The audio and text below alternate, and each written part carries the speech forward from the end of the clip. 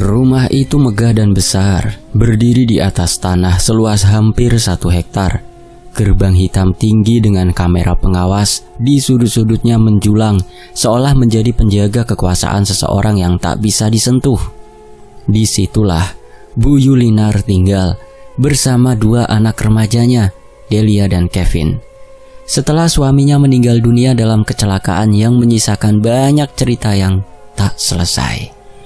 Bu Yulinar dikenal sebagai wanita kaya raya, sombong, dan berlidah tajam. Tak segan menyakiti siapapun yang menurutnya lebih rendah derajatnya, termasuk Sarni, seorang perempuan desa dari pelosok Purwodadi yang datang ke rumah itu dengan harapan bisa menghidupi 2 anaknya di kampung. Tubuh Sarni kecil dan kurus, dengan kulit yang legam terbakar matahari. Saat pertama kali datang, ia menunduk terus, tak berani menatap mata siapapun. Awalnya, ia hanya diminta membersihkan rumah dan memasak. Tapi dalam waktu yang sangat singkat, ia menjadi sasaran pelampiasan emosi Bu Yulinar yang sering datang tiba-tiba. Terkadang karena urusan sepele, seperti debu yang masih terlihat di bawah meja atau handuk yang salah dilipat. Bu Yulinar akan mencaci maki Sarni dengan kata-kata kasar. "Dasar pembantu bodoh, kau ini kerja pakai apa sih? Mata atau pantat?" Sarni hanya menunduk. Ia tak berkata apapun, hanya menyeka air matanya, pelan-pelan agar tak terlihat. Pukulan, cubitan dari tangan Bu Yulinar menjadi hal biasa. Bahkan suatu hari, karena segelas kopi terlalu manis, Bu Yulinar menampar Sarni begitu keras hingga bibirnya sobek. Delia dan Kevin meski masih remaja, sudah tumbuh dengan rasa sombong seperti ibunya. Mereka memandang Sarni seperti hewan peliharaan. Kevin sering memanggilnya si kodok, menirukan cara jalan Sarni yang mulai bungkuk karena kelelahan. Sementara Delia pernah sekali menyiram air sabun ke kepala Sarni hanya karena merasa bajunya terlambat dicuci. Sarni tak pernah melawan. Ia tahu, jika sampai dia menjawab atau menunjukkan keberanian, ia akan diusir. Dan jika itu terjadi, 2 anaknya di kampung tak akan makan. Malam-malamnya dilalui dengan tubuh menggigil di dalam gudang belakang rumah. Di sana gelap dan pengap, penuh dengan tikus, sarang laba-laba, dan bau lembab yang menusuk hidung. Tak ada alas tidur, hanya kardus bekas yang ia susun sendiri menjadi semacam alas untuk meluruskan punggungnya. Ia kadang bermimpi tentang anak-anaknya yang tertawa di bawah pohon mangga di samping rumah kecil mereka.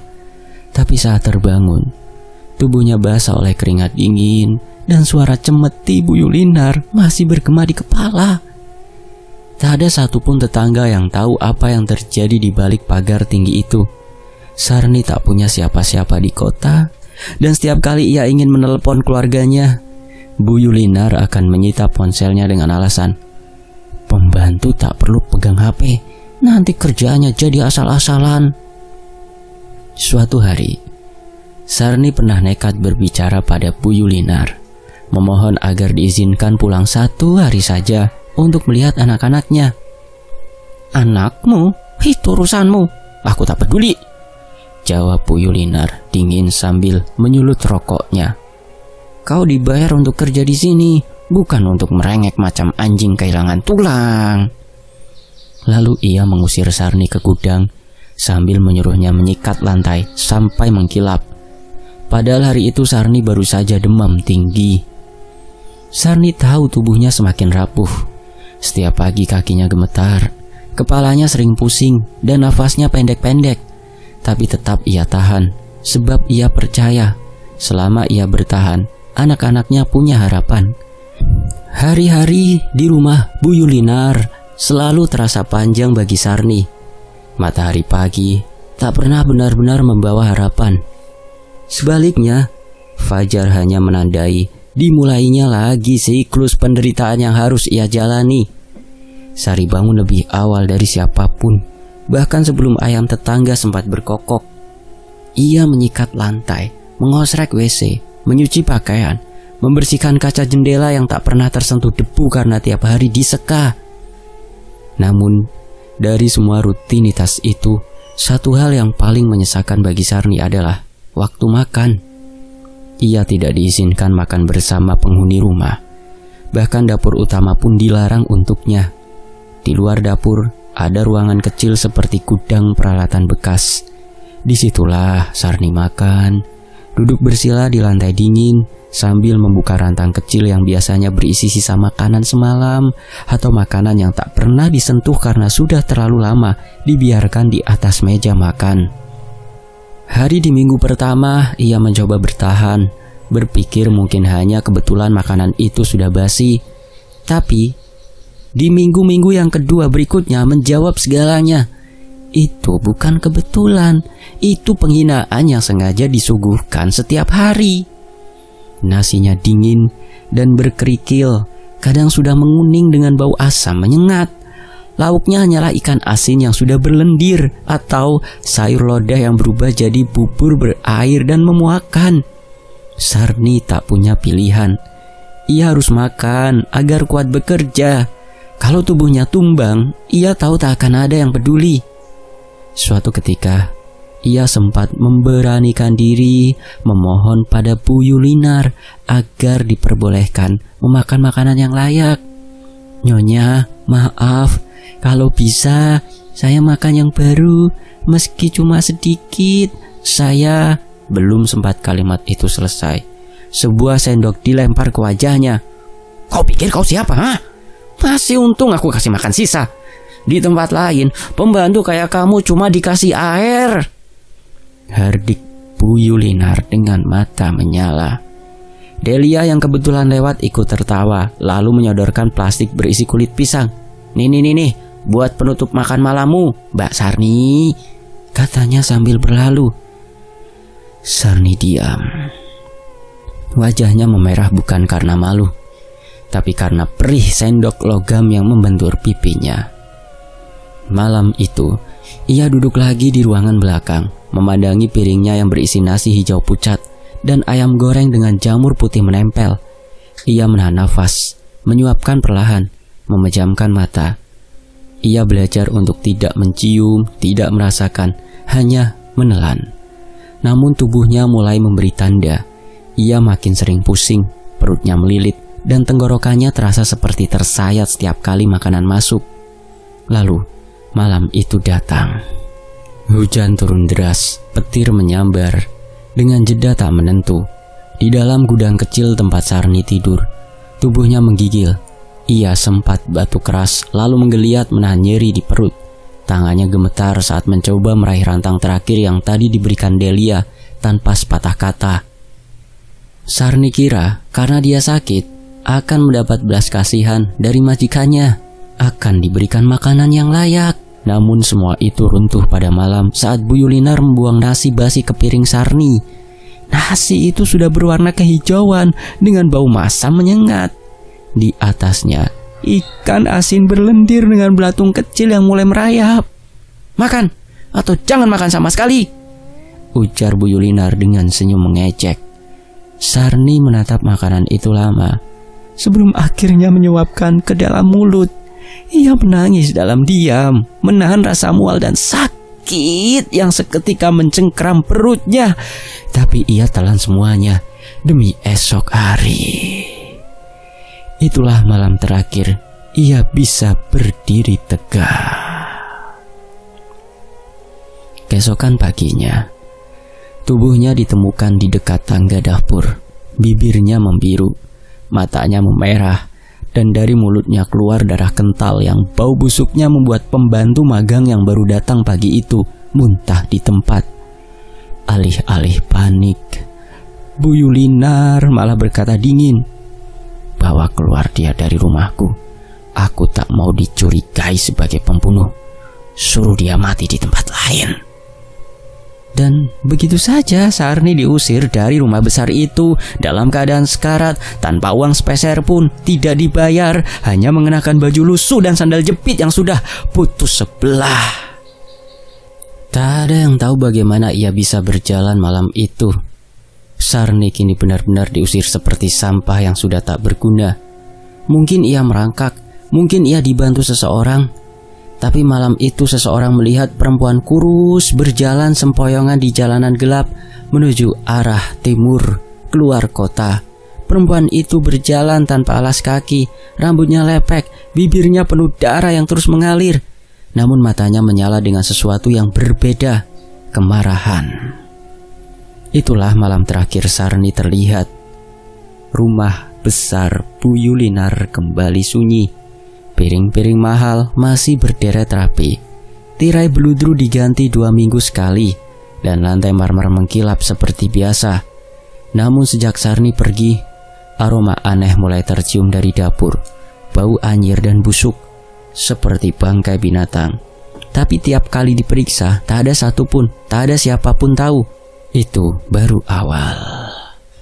Sore itu, langit Jakarta menggantung rendah.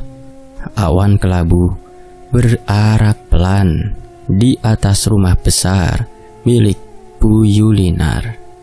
Di teras belakang, perempuan itu duduk dengan santai di kursi rotan sambil menyeruput teh melati dalam cangkir porselen Cina. Di hadapannya, sebuah koran terbuka lebar.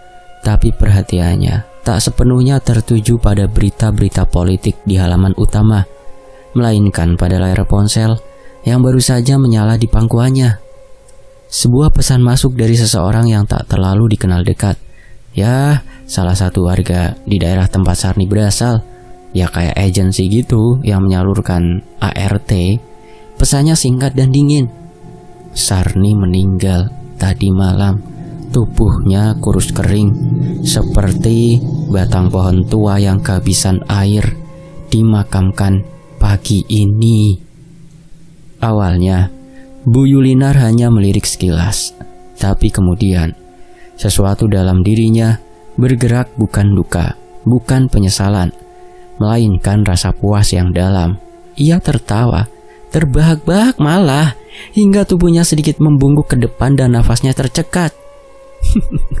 Ya Tuhan, gumamnya pelan sambil menyeka air mata sisa tawa.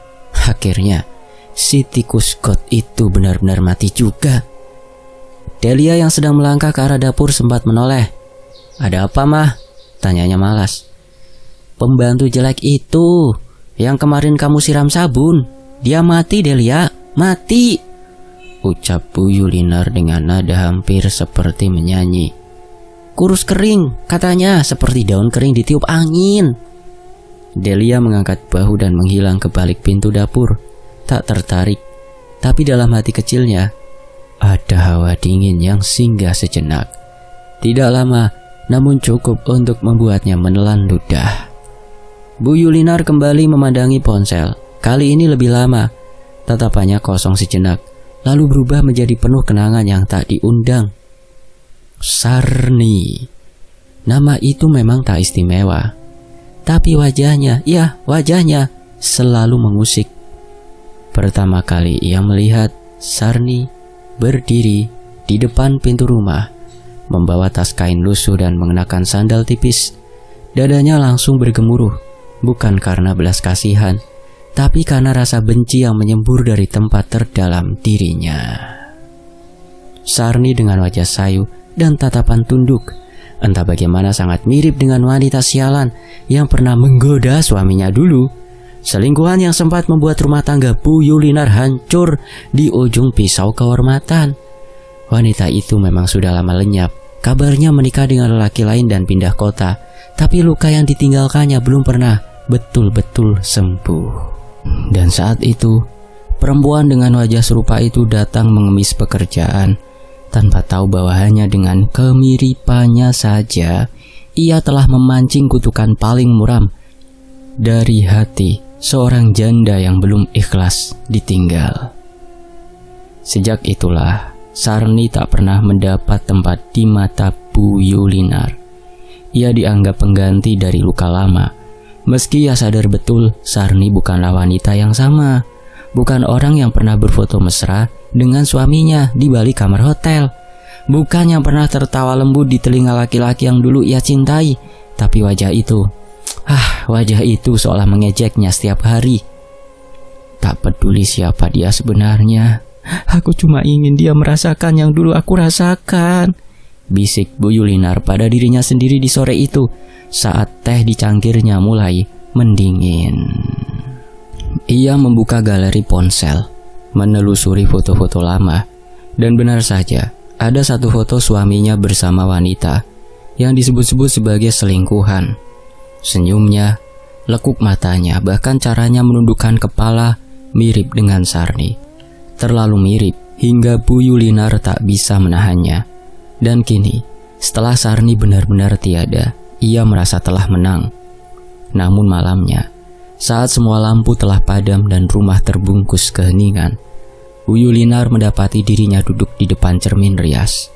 Tangan kanannya memegang sisir gading, sementara matanya terpaku pada bayangan sendiri. Ia tak bisa tidur. Ada rasa geli yang tumbuh di punggungnya, seperti gigitan semut yang tak bisa ditemukan asalnya. Sesekali ia memandang ke arah pintu kamar yang tertutup rapat. Angin malam bertiup pelan dari ventilasi, membawa suara-suara aneh yang terlalu samar untuk disebut nyata.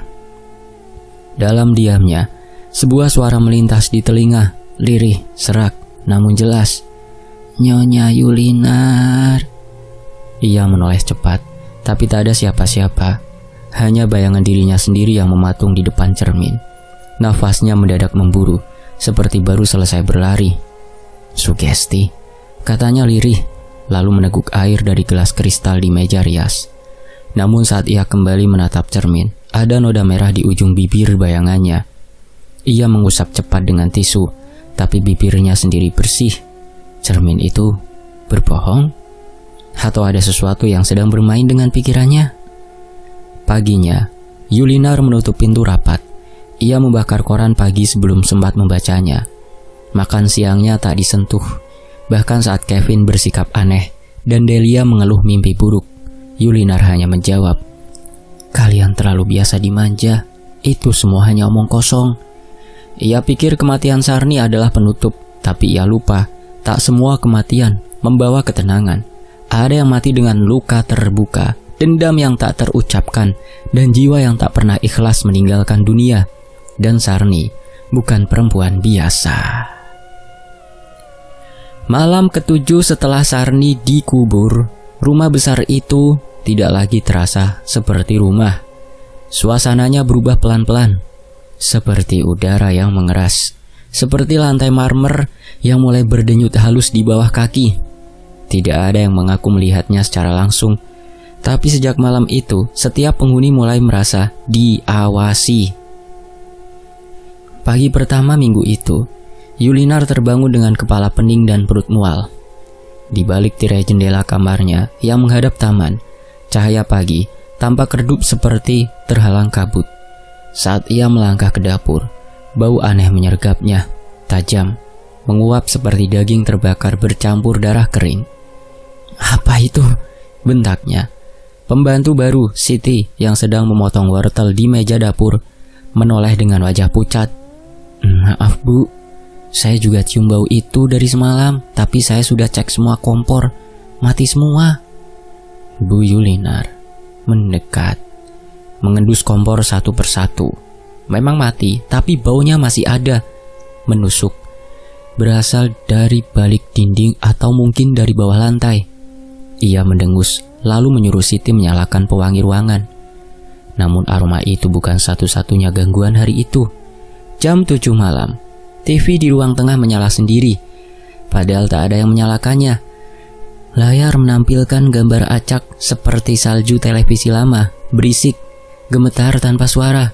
Tapi kemudian, perlahan, suara tangisan lirih terdengar dari dalam speaker. Tangis perempuan, sakit dan dalam. "Delia, siapa yang nyalain TV?" teriak Bu Yulinar dari tangga. Delia turun dengan ponsel di tangan. "Bukan aku mah, aku di kamar dari tadi. Kevin juga di atas."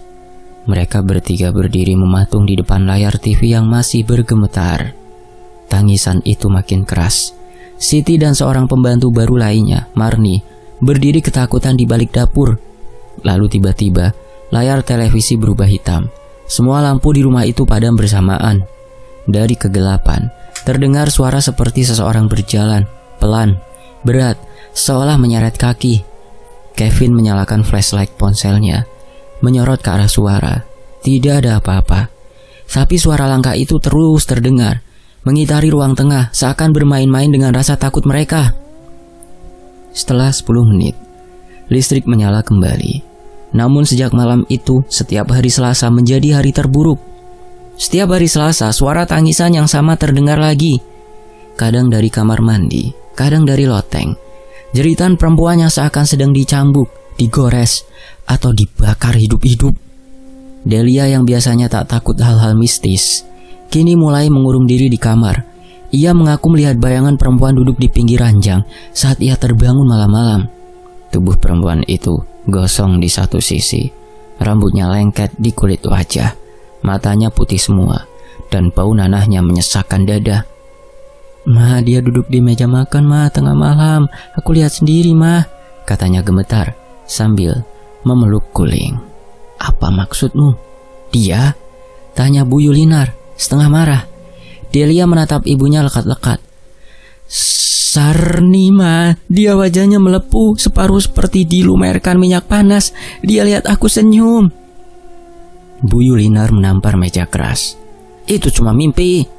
Kau terlalu membayangkan yang tidak-tidak." Tapi malamnya, Yulinar ke dapur mengambil minum. Ia melihat dengan sudut matanya seorang sosok perempuan duduk di kursi paling ujung meja makan. Rambut panjangnya kusut menutupi wajah. Tangannya kurus kering seperti kayu lapuk.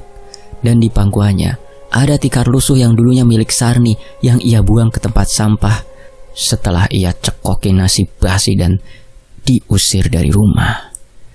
Yulinar membalik badan, menutup matanya dan menyumpahi dirinya sendiri. "Halusinasi," katanya keras-keras. Tapi suara tertawa lirih terdengar di belakangnya. Keesokan harinya, sarapan yang disiapkan Siti berubah menjadi belatung. Nasi uduk yang harusnya harum justru menghitam. Telur dadar mengeluarkan lendir. Dan saat tutup panci dibuka, semua lauk di dalamnya membusuk seketika. Belatung menetes dari tutupnya. "Bu, saya sudah gak sanggup kerja di sini," ucap Siti sambil menangis. "Saya ngelihat perempuan gosong itu semalam. Dia berdiri di dapur, liatin saya masak. Saya pikir cuma mimpi, tapi pas pagi-pagi, semua makanan kayak udah disentuh setan." Bu Yulinar tak mau mendengarnya. Tapi Siti keluar hari itu juga. Begitu pula Marni, yang katanya melihat bayangan wanita bersujud di depan kamar Bu Yulinar sambil komat-kamit membaca sesuatu dengan suara yang bukan bahasa manusia. Kevin tak banyak bicara. Ia jadi lebih murung. Tapi suatu malam, ia juga ikut gemetar. "Ma, TV itu, Ma," katanya sambil menunjuk layar yang kini menampilkan gambar kabur. "Itu bukan siaran, itu kayak rekaman, Ma." Yulinar mendekat. Di layar terlihat dapur mereka, terang benderang, tapi di sudut ruangan, seorang perempuan tampak berdiri membelakangi kamera. Bajunya robek, punggungnya hitam terbakar. Ia perlahan menoleh, menampakkan wajah Sarni yang kini penuh luka dan busuk, seperti daging setengah matang. "Dia hidup, Ma," kata Kevin dengan suara serak. "Atau dia belum selesai sama kita, membalas dendam. Apa yang Mama perbuat padanya?" Malam itu TV itu tak pernah dimatikan. Kabelnya dicabut langsung. Tapi gambar masih terus menyala. Kadang hanya gelap, kadang menampilkan kursi meja makan kosong, dan kadang tiba-tiba saja menampilkan perempuan itu duduk sambil mengelus-elus perutnya yang kempes, seperti sedang menahan lapar yang tak terelakkan. Yulinar tahu, ini bukan lagi rumah. Ini telah jadi panggung. Panggung bagi dendam seorang perempuan yang dulu tak pernah berteriak, yang menerima semua makian dan pukulan, yang makan nasi basi dan tidur di lantai dingin, yang akhirnya mati bukan karena ajal, tapi karena kedzaliman. Dan kini ia kembali bukan untuk meminta keadilan, tapi untuk menuntut jiwa. Pagi itu, rumah Bu Yulinar tampak lebih muram dari biasanya. Udara terasa lebih dingin, seolah pagi enggan menyapa. Langit tampak suram, meski matahari sudah tinggi. Burung-burung yang biasanya ramai di pohon mangga depan rumah pun tak terdengar. Daun-daun bergoyang lemah, dan angin yang masuk dari celah jendela membawa aroma tak sedap, seperti bangkai tikus yang disembunyikan di dinding. Yulinar turun dari kamar dengan mata kuyu. Malam tadi ia tak tidur, seluruh tubuhnya masih bergidik karena mimpi buruk yang terlalu nyata. Di dalam mimpinya, ia digurung dalam ruangan gelap, hanya diterangi obor. Suara rantai berderak memenuhi udara. Lalu tiba-tiba sepasang tangan hangus menjulur dari bawah tanah, menarik kakinya sambil tertawa serak. Saat mencapai meja makan, matanya langsung menangkap sesuatu yang aneh. Di tengah-tengah meja, di atas taplak putih, tergeletak secarik surat kusut. Kertasnya kekuningan, seperti sobekan dari buku tulis lama. Tapi yang membuat dadanya bergemuruh adalah tinta. Bukan tinta biasa, tapi merah pekat seperti darah yang sudah mengering setengah. Tidak ada nama pengirim, tidak ada amplop, dan yang paling mengganggu, ia yakin surat itu belum ada di sana saat ia membereskan meja malam tadi. Yulinar awalnya mengabaikannya. Ia duduk, mencoba menuang teh hangat, berusaha tidak mempedulikan hal-hal ganjil yang makin hari makin nyata. Tapi tangannya gemetar, matanya terus melirik ke arah kertas itu, seperti kertas itu menatap balik ke dalam pikirannya. Ada bisikan pelan, entah dari mana yang terus mengatakan, "Bacalah." Dengan tangan ragu, ia mengambil surat itu. Kertasnya dingin, bau anyir segera menusuk hidungnya. Ketika ia buka dan membaca isinya, tubuh Bu Yulinar langsung kaku, lalu ia memekik. "Bagaimana? Apa kau sudah puas dengan permainan-permainan mengerikan ini? Bagaimana jika aku berikan kamu permainan terakhir? Kau dikurung dan mati." Surat itu tidak panjang, tapi cukup untuk membuat jantungnya seakan merosot ke perut. Tulisan tangan itu tidak rapi, hurufnya seperti tercakar dengan kasar. Ada yang melengkung tak wajar, beberapa bagian bahkan seperti goresan kuku, tajam dan menyayat. Bu Yulinar menjatuhkan surat itu ke lantai. "Kevin, Delia, kalian!" Teriaknya panik, tapi suaranya menggema sendiri, tak ada jawaban. Rumah itu sepi. Ia berlari ke lantai atas. Pintu kamar Kevin terkunci dari dalam. Ia gedor-gedor. "Kevin, buka pintunya!" Tak ada sahutan, hanya tawa lirih, samar, entah dari dalam kamar atau dari dalam kepalanya.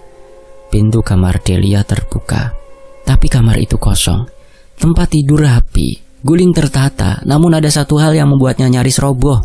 Di atas meja rias, tergeletak boneka kecil dari jerami. Boneka itu punya wajah yang dicat hitam, dan lehernya dililit benang merah menyala. Benang itu menjuntai ke lantai, mengarah lurus ke arah kamar mandi.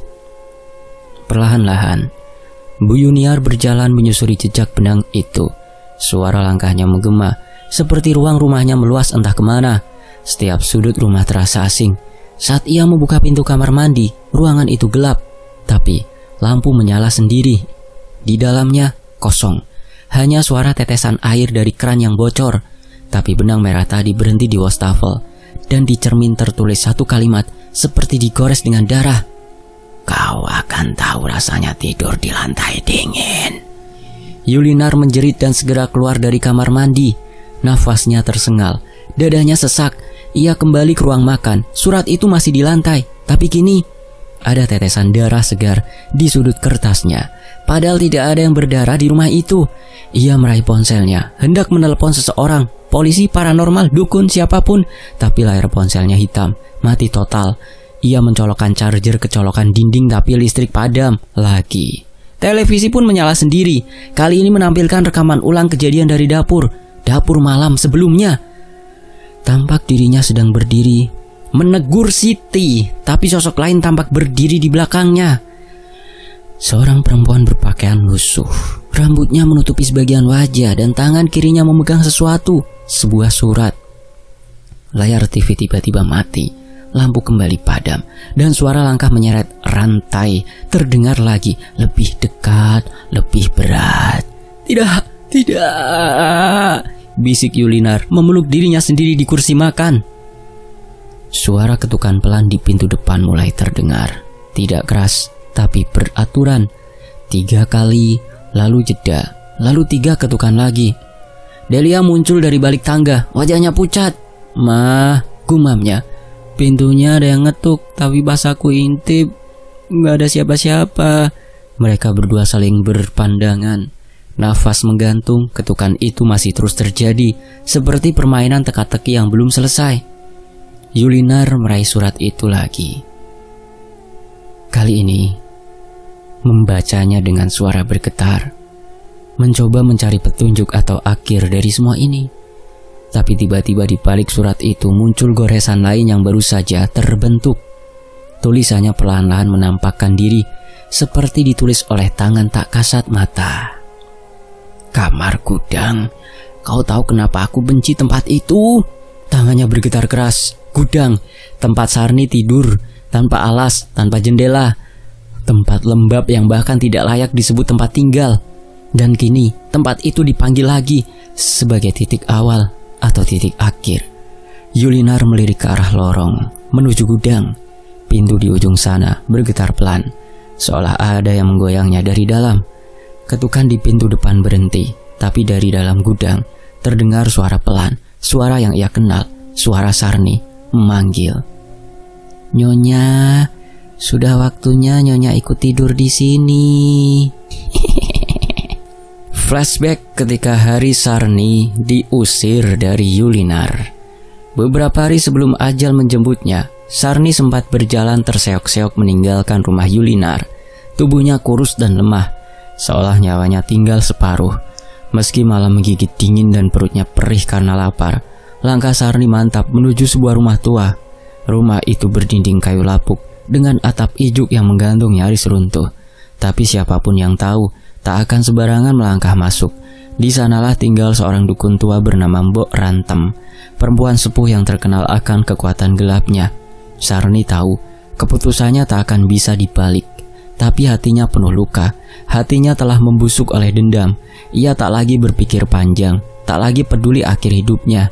Yang ia tahu, Yulinar dan keluarga itu harus merasakan penderitaan yang sama, harus lebih buruk.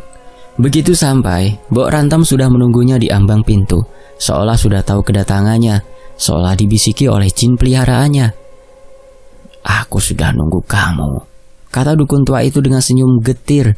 Dendam yang kamu bawa sangat kuat, pahitnya seperti darah anyir.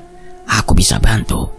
Sarni terseduh, tapi tidak ada air mata yang keluar, sudah kering semua.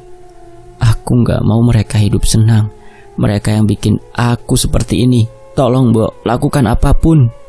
Dukun tua itu hanya mengangguk pelan. Ia menyalakan dupa hitam, lalu menggelar kain mori putih di atas lantai rumah. Di atasnya, Sarni menyerahkan seikat rambutnya dan tetes darah terakhir yang ia peras dari luka di telapak tangannya. Darah itu menetes tepat di tengah kain mori. Mbok Rantem bergumam pelan, membacakan mantra-mantra kuno dengan bahasa Jawa halus yang sudah jarang dipakai. Kain itu bergetar pelan, api dupa mendadak membesar, lalu mengecil drastis hingga hanya menyisakan bara merah membara. Angin dingin melintas meski jendela tertutup. Kini, jiwamu akan tetap tinggal sampai mereka semua menerima balasan. Kau akan terikat pada rumah itu sampai yang paling kecil dari mereka merasakan kematian paling lambat dan menyakitkan jika kau meninggal nanti. Malam itu, langit desa memerah seperti terbakar. Tak ada hujan, tapi suara gemuruh terdengar dari kejauhan. Kembali ke masa sekarang, di rumah Yulinar. 3 minggu kemudian, rumah besar Yulinar yang kini dihuni oleh ketakutan. Keadaan semakin memburuk, terutama pada Delia, anak perempuan sulungnya yang dulunya begitu ceria dan manja. Delia mulai menunjukkan keanehan yang tak bisa dijelaskan. Tubuhnya sering menggigil tanpa sebab. Suhunya naik turun drastis. Suatu malam ia menjerit histeris dari kamarnya. Ketika Yulinar bergegas ke sana, ia menemukan Delia duduk di pojok ruangan dengan mata melotot tak berkedip dan mulut menggumam pelan. Ampuni aku, Sarni. Aku gak tahu apa-apa. Ampuni aku. Tangannya gemetar. Kuku-kukunya berdarah karena mencakar lantai. Di lehernya tampak bekas merah keunguan, seperti ada tali yang mencekek perlahan. Aroma busuk menyeruak dari tubuh Delia. Daging di lehernya mulai menghitam dan membusuk, seakan dicekik sesuatu yang tak terlihat. Yulinar ketakutan bukan main. Ia memanggil dokter, tapi semua hasil tes Delia menunjukkan bahwa anaknya sehat. Tidak ada infeksi, tidak ada penyakit medis, tapi tubuh Delia jelas membusuk perlahan dari dalam. Ini bukan sakit biasa, pekik Bu Yulinar suatu malam. Ia menggeledah seluruh rumah, mencari barang-barang peninggalan Sarni. Ia membuka gudang, lemari bawah tangga, bahkan sampai membongkar tumpukan kardus di kamar pembantu lama. Di dalamnya, ia menemukan kain sarung milik Sarni, sebuah sisir kayu dan selendang tua beraroma anyir. Semua benda itu ia kumpulkan di halaman belakang. Tanpa pikir panjang, ia membakar semuanya. "Pergi kamu Sarni, pergi, jangan ganggu keluargaku," jeritnya sambil melemparkan minyak tanah ke api. Tapi nyala api itu tidak biasa. Api membesar dan membentuk siluet tubuh perempuan. Rambutnya menjuntai, mukanya melepuh, dan matanya membara merah. Tubuh itu hanya terlihat sesaat, tapi cukup untuk membuat Bu Yulinar jatuh terduduk, menggigil ketakutan. Delia tak kunjung membaik, justru semakin hari semakin parah. Ia sering pingsan, lalu bangun dalam kondisi kesurupan. Ia berbicara dengan suara parau yang bukan miliknya. Bahkan Kevin, adiknya, mengaku melihat Delia berbicara sendiri di depan kaca sambil tertawa seperti orang edan. Dia bilang dia akan gantikan Sarni. Dia bilang dia udah dipilih buat jadi tempat baru. Pada malam Jumat, Yulinar memutuskan memanggil seorang ustadz dari kampung sebelah. Pak Ridwan datang dengan wajah muram. Begitu melihat keadaan rumah itu, "Ini bukan gangguan biasa, Bu," katanya setelah membaca doa. "Ini kiriman, tapi bukan santet ringan. Ini ikatan arwah dendam. Perbuatan apa yang telah dilakukan Ibu Yulinar sekeluarga?" Ustadz itu menyarankan agar Yulinar meminta maaf langsung ke makam Sarni dan menebus kesalahan dengan sedekah. Tapi Yulinar sombong, menolak keras. "Alah, dia cuma pembantu, dia yang bawa sial ke rumah ini." Ustadz hanya menggeleng pelan. "Kalau ibu tidak ingin meminta maaf, bersiaplah. Karena dendam orang yang sudah mati tak ada yang bisa menahan kecuali yang membuatnya merasa tenang." Malam semakin dingin. Angin kencang bertiup lewat celah-celah rumah. Daun-daun berjatuhan dari atap, dan dari gudang terdengar suara tangis. Suara lirih penuh kesakitan yang pelan-pelan berubah menjadi tawa kecil yang menyayat, seakan puas dengan balas dendamnya. Suara Sarni masih menunggu, masih mengikat, masih ingin menagih. Malam Selasa itu diguyur hujan rintik, seolah langit pun ikut berduka. Di dalam rumah besar Yulinar, angin berdesir dari celah-celah jendela tua yang tak lagi rapat.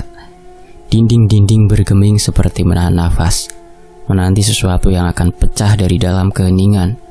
Tepat pukul 12 malam, suara aneh mulai terdengar. Suara rantai yang diseret dari arah gudang belakang. Suara itu begitu jelas dan berulang-ulang, menggedor kesadaran siapapun yang masih terjaga. Namun tak seorang pun berani mengecek. Kevin yang malam itu tak bisa tidur, hanya bisa berbaring mematung. Ia mendengar pintu kamarnya berderit perlahan, lalu terbuka lebar dengan sendirinya. Udara dingin menyergap masuk, tapi tidak ada siapa-siapa di baliknya. Hanya kegelapan yang membentang. Beberapa menit setelahnya, jeritan Delia mengguncang rumah. Bu Yulinar yang terbangun dari tidurnya langsung berlari ke arah suara itu. Tapi ketika sampai di depan kamar mandi, tubuhnya terpaku.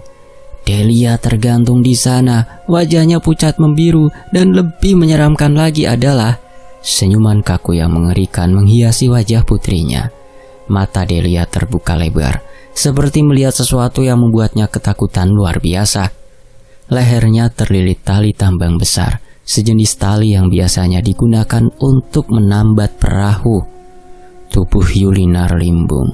Ia berteriak, memanggil nama Delia berulang-ulang, tapi tak ada jawaban. Tubuh itu menggantung, dingin dan tak bernyawa. Kevin hilang dari kamarnya. Setelah Delia ditemukan, mereka mencari Kevin ke seluruh penjuru rumah, tetapi nihil, seakan dia menguap begitu saja dari dunia. 7 hari setelah kejadian mengerikan itu, rumah Yulinar sepi, tak ada satupun pelayan yang bertahan. Rumah besar itu kini hanya dihuni oleh sunyi dan kenangan yang menyesakkan. Saat itulah bau busuk mulai menyebar dari arah gudang, Tetangga yang curiga akhirnya memanggil polisi.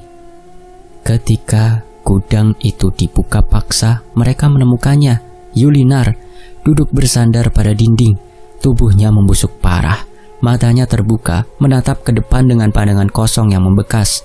Mulutnya menganga seperti hendak berteriak, namun tak sempat. Tubuhnya kaku, namun di tangannya masih menggenggam secari kain putih lusuh yang dikenal sebagai pakaian milik Sarni. Yang lebih mengerikan, pintu gudang itu dikunci dari luar.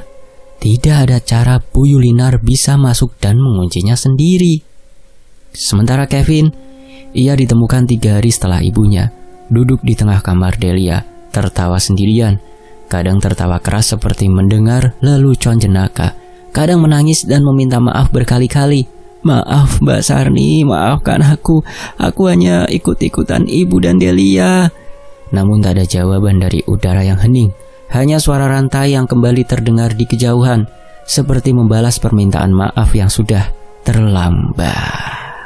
Selesai. Demikianlah sebuah hiburan misteri di Tony FS. Sampai jumpa di kisah lainnya.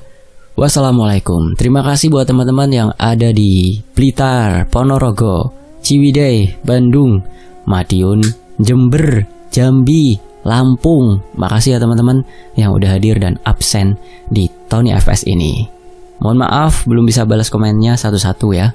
Balas komennya lewat voice ini saja ya, suara di video ini. Terima kasih teman-teman. Sampai jumpa.